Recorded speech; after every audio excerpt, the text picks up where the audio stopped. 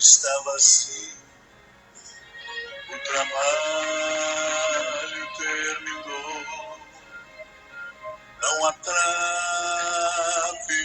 nas ruas, o barulho já cessou, os ceifeiros lá no campo já deixaram seu amor. Em suspense está a terra, é a volta do Senhor. Vem,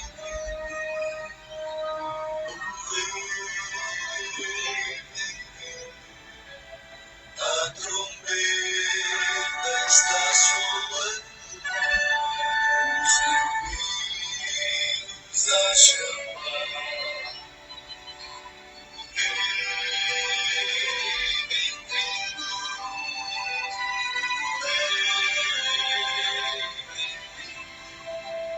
Aleluia, ele vem nos buscar.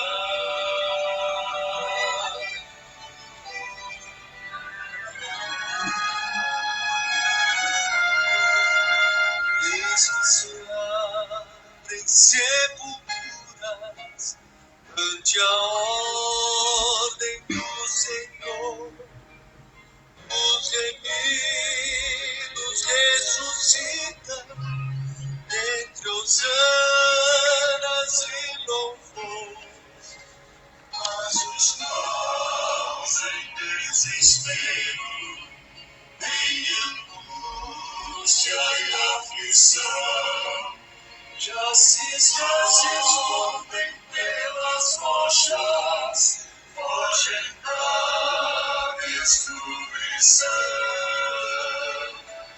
O Rei vem vindo, o Rei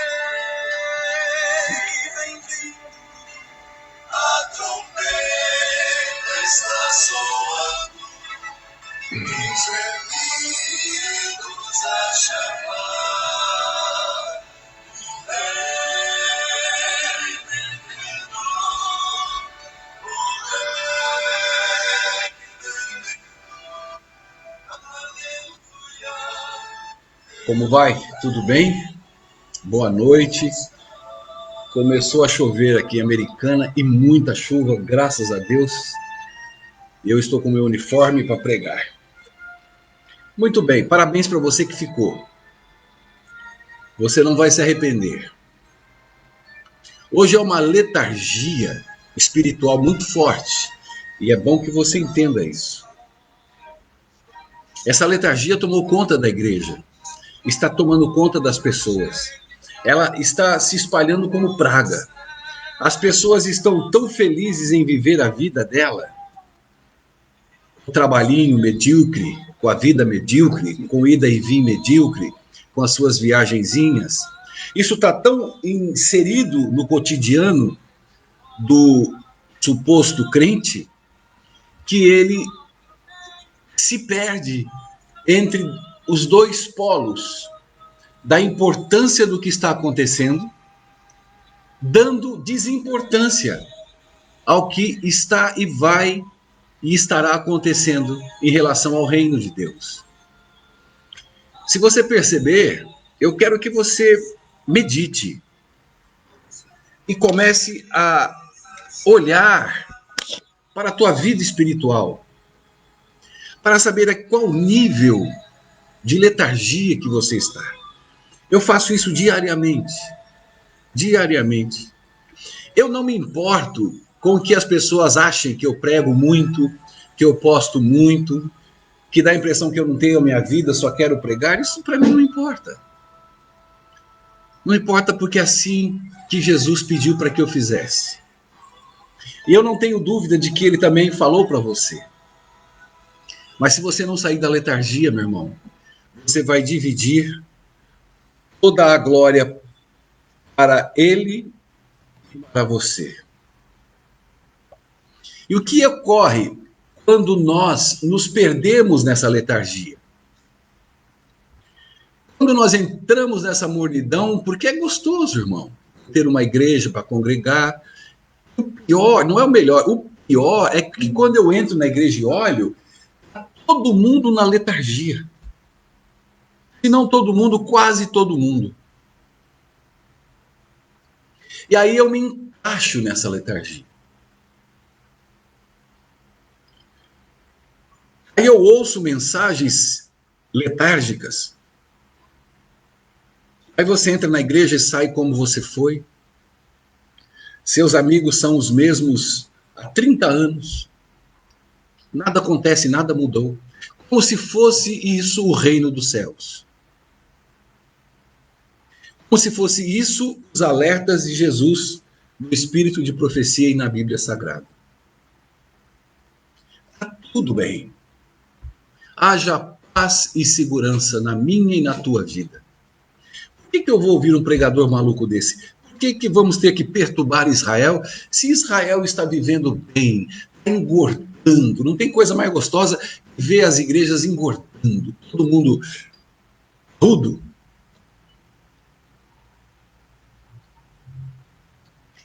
Tempo de sairmos da letargia. E como eu saio da letargia? É o que Jesus fala em João, capítulo 14. Dá uma olhada. Que lindo. Não permitam que essa situação os aflija. Vocês confiam em Deus, não confiam? Confiem em mim. Há muitos lugares na casa do meu pai, mas se eu não for, acham que eu teria dito que eu iria preparar lugar para vocês? Se eu estou dizendo é porque eu estou indo para te preparar. Eu vou preparar lugar para vocês. Porque quando eu voltar, eu quero levar vocês comigo. Para que possam viver onde eu vivo. Vocês já sabem o caminho que vou tomar. Aí um letárgico pergunta para ele, Tomé, eu sou o caminho. Ele pergunta, qual é o caminho, Senhor, que o Senhor vai tomar? Ele falou, eu sou o caminho, a verdade e a vida. Aí me pego a pensar, o que de tão bom eu estou vivendo para que eu não saia dessa letargia, para pregar o que Jesus quer que eu pregue, viver o que Jesus quer que eu viva. Enquanto se debatem leis, comida, enquanto se debatem o que se deve fazer ou não, pouco se ama. Por que não se ama? Porque a falta de Jesus, a letargia, faz com que não tenhamos amor do próximo, nem dos irmãos da igreja. A vida que Jesus nos pede está em João, capítulo 13, a partir do verso 34. Deixe-me dar a vocês um novo mandamento. Um novo mandamento. Não são os 10, negão. Amem uns aos outros e você cumprirá os 10. Mas isso é difícil entrar na cabeça de alguém. Assim como vos amei, amem uns aos outros. Dessa maneira todos irão reconhecer que vocês são meus discípulos. Quando eles virem o amor que vocês têm um pelo outro.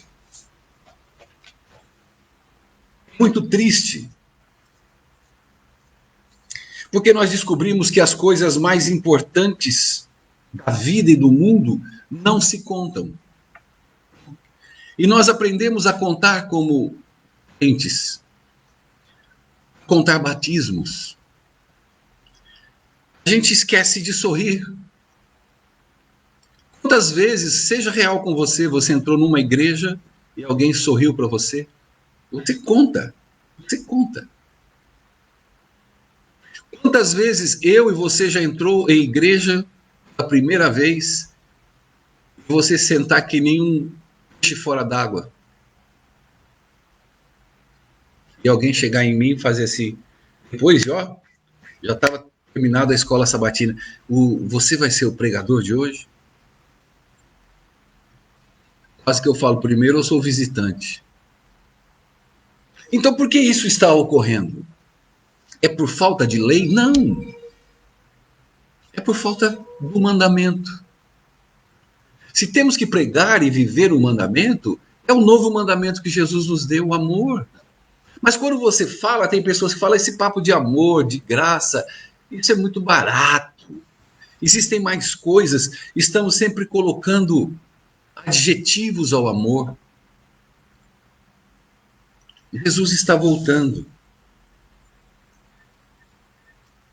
E não por você, pelas pessoas. Quanta letargia em nossa vida, em nossa vivência, em nosso tempo.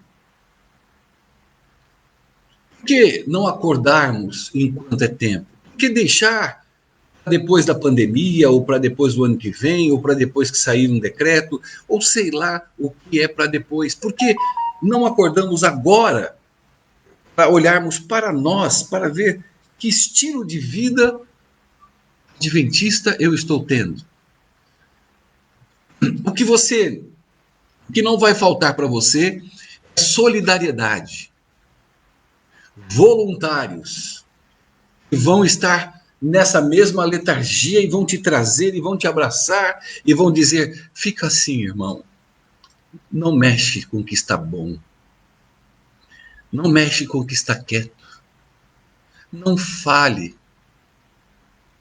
não grite, você machuca os meus tímpanos. Não me mostre a minha letargia, por favor, fica quieto. Fala só que Jesus pisa na cabeça da serpente.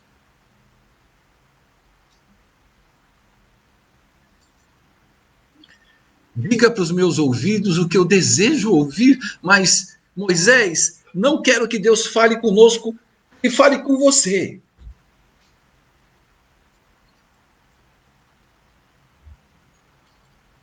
Por que viver isso? Qual o sentido de você ter se batizado na igreja? Qual o sentido de você cantar louvores a Deus? Qual o sentido de você entrar na sua casa e orar a Deus e fazer o seu culto doméstico? Qual o sentido disso? Qual o sentido, amado e amada, você participar de 10 dias de oração e jejum? Qual o significado? Qual o significado de eu ir à igreja aos sábados? O que está acontecendo comigo? O que está tão difícil de entrar, de enraizar na minha mente? O que está difícil entender que Jesus disse que eu sou Laodiceia, fraco, miserável? Por que eu penso que Laodiceia foi na época de Ellen White e não é hoje? Por que eu encontro esses desencontros com Deus e finjo que não é comigo? Amai-vos uns aos outros. Hoje eu estava lendo Ellen White falando no Grande Conflito que o inimigo colocaria uma lei egoísta na cabeça das pessoas e Deus colocaria a lei do amor. E ela complementa de que aqueles que tiverem o amor de Cristo e a graça guardariam seus mandamentos. Eu sou um pregador voraz de que você não guarda mandamentos. E continuo sendo, mesmo Ellen White dizendo isso. Porque o contexto que ela está dizendo é no reflexo do amor. Não na lei de 10 mandamentos. A lei egoísta que ela fala é a lei que Satanás coloca na tua vida, legalista, moralista, de que você guarda 10 mandamentos. Porque o que ele fala para você é: como é que você vai saber que você não vai adulterar, matar e roubar? Porque ele só enxerga a lei escrita, a lei satânica, a lei do egoísmo, a lei falada. Agora, a lei do novo mandamento, para que a gente venha amar. E não é só amar, é entender a nossa fragilidade, irmãos. O meu apelo para a minha igreja é nós acordarmos.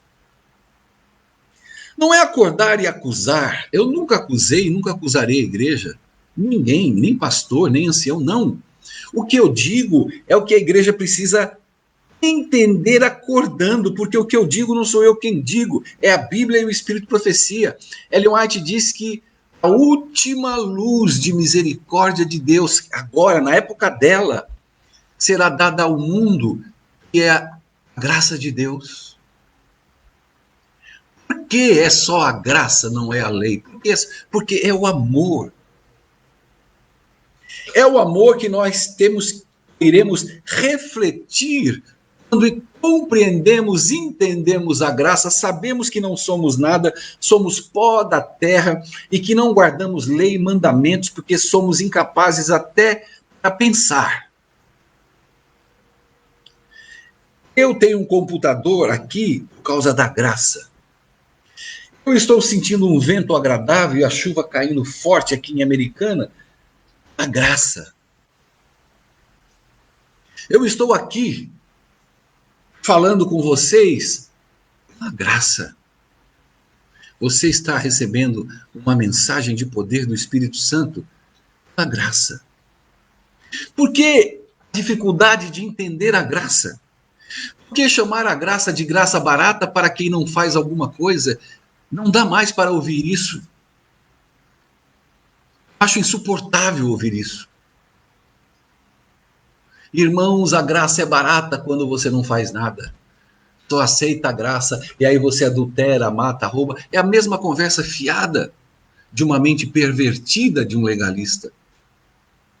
Uma mente tarada. A graça é a supremacia de tudo na palavra de Deus, dentro da nossa igreja e dentro da Bíblia. Nada anda paralelo à graça.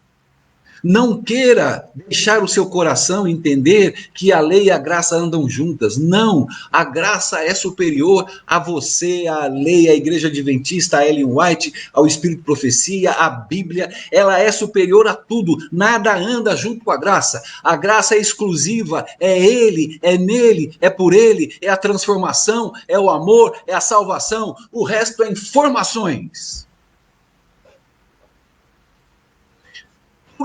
Colocar tudo isso paralelo para você achar que você está vivo? É só o amor que importa para Deus. E você cumpre todas as regras.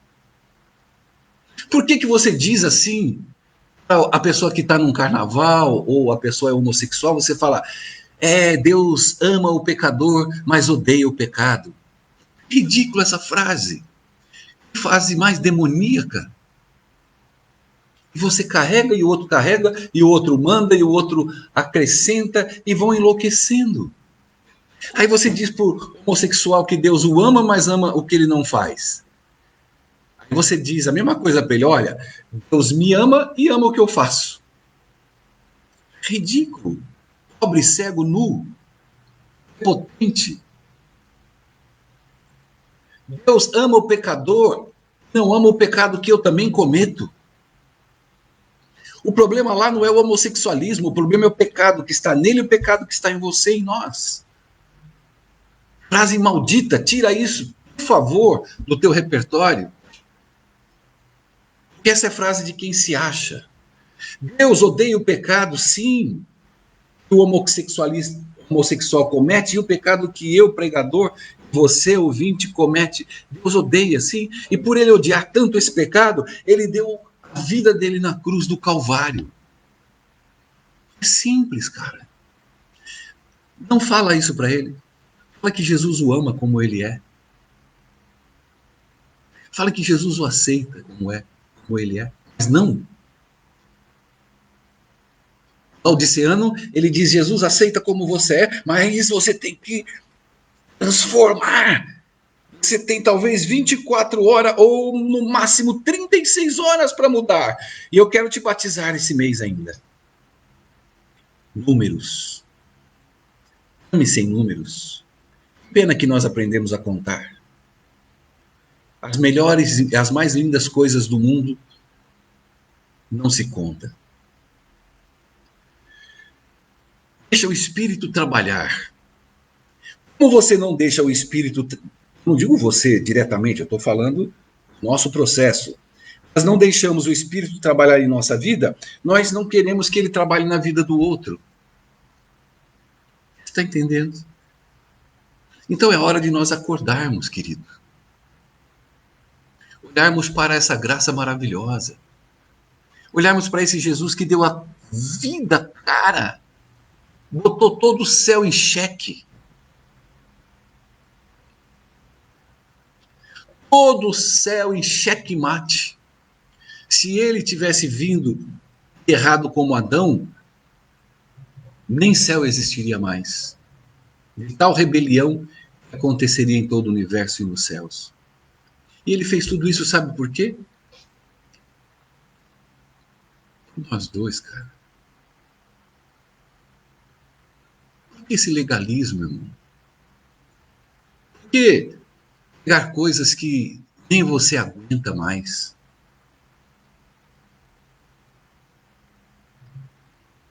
Por que levar sobre o jugo das pessoas um jugo que você não carrega? Por que não entender essa graça? É a última fagulha de misericórdia, agora, de Deus para toda a humanidade. E Ellen White complementa que a mensagem do terceiro anjo, a última mensagem a ser dada no planeta, é a graça do Senhor Jesus. É a graça do Senhor Jesus. É o amor dele por um pecador, como você e eu. Como ele, homossexual, como ela, prostituta. Sorria para eles. Abrace-os. Mostre a Jesus como o salvador pessoal e amigo deles. Confia que Deus vai trabalhar. Jogue a semente. Não fala para ele que Deus odeia o que ele faz. É coisa de gente que tem problema psicológico. Gente que está com a mente totalmente transtornada. Apenas ame. Faça a tua parte. Novo mandamento vos dou. Ame uns aos outros, porque as pessoas vão ver o amor que vocês têm. E assim saberão, você, meu discípulo. Você quer honra maior que isso? Irmão, eu agradeço. Deus sabe. Nem oro mais. Eu nem sei mais o que é orar e pedir. Eu agradeço tanto, tanto Deus ter me esclarecido sobre a graça e a verdade dele. Eu não sei mais o que eu falo. Eu nem falo. De tanta alegria, de tanto mover do Espírito no meu coração, na minha mente, de eu ter tido o privilégio de entender a verdade, de entender o que ele diz, eu sou o caminho, a verdade e a vida. Aí você pode dizer para mim, a lei é a verdade, os mandamentos é a verdade, o santuário celestial é a verdade, a arca no céu é a verdade, mas eles não são a vida, são apenas verdades. Ser apenas verdade não quer dizer mais nada. Somente verdades. Sabe por que tudo isso é verdade? Porque Deus não é de mentira. Não mente. Por que a palavra dele é verdade? Porque vem dele. Ele não mente. A lei é verdade porque ele escreveu com seus dedos. Mas são só verdades. O que você quer promover, essa verdade, para salvar alguém, para santificar alguém? Nem a Bíblia me santifica. Nem a Bíblia me santifica. O que me santifica é o Espírito que está em mim que me leva a ler a Bíblia. Compreendeu? Eu entender que existe lei e 10 mandamentos me santifica. E um pouco me mostra que eu sou pecador. Oh, irmão, a graça tem que andar junto com a lei. A lei mostra que eu sou pecador. Mentira, cara. O que te mostra que você é pecador é o Espírito Santo e sempre foi assim. Não existia 10 mandamentos no Éden depois da queda de Adão. O que eles sabiam é que Adão havia caído e a natureza deles era pecaminosa e eles precisavam guardar o cordeiro, matando o cordeiro, o sangue do cordeiro, porque Jesus viria para salvar a humanidade. E um pai falava para o outro.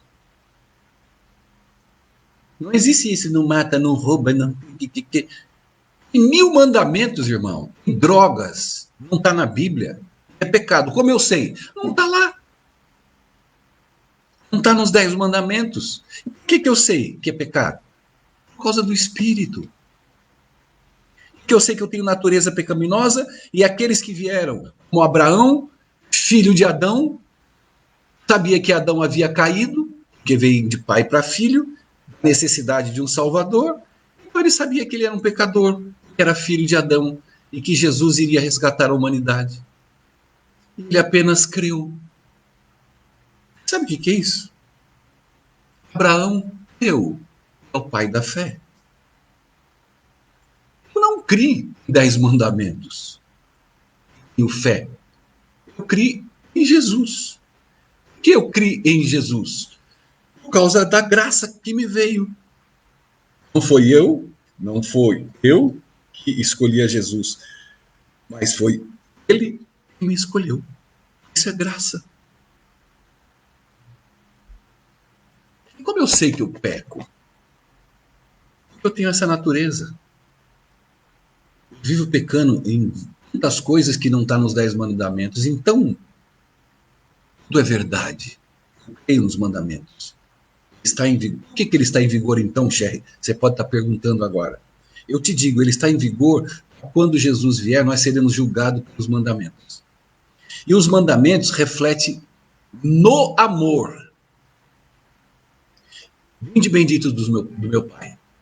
De sede, deste-me de comer. Não está lá na lei. Eu estava com frio e me vestiste.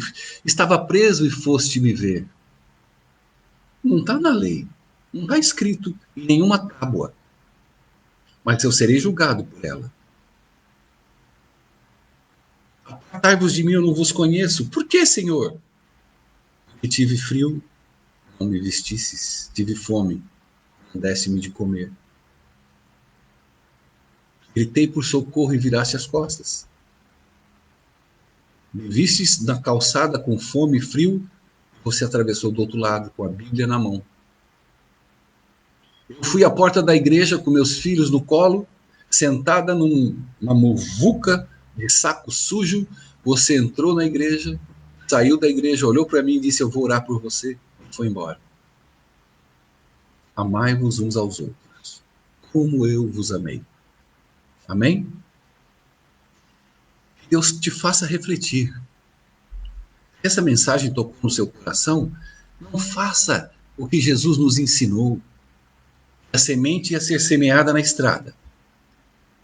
E o Satanás roubou tudo aquilo que eu, através de Deus, está te falando. Eu estou te falando. Outros foram sufocados pelos espinhos, porque o cotidiano da vida, que eu falei no início, abafou tudo aquilo que eu preguei para você hoje. Trabalhar, ganhar meu dinheiro, ter que sustentar minha casa. É a palavra da arrogância.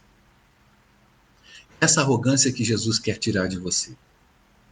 E só a graça fará isso. Nenhuma lei faz isso. Nenhuma.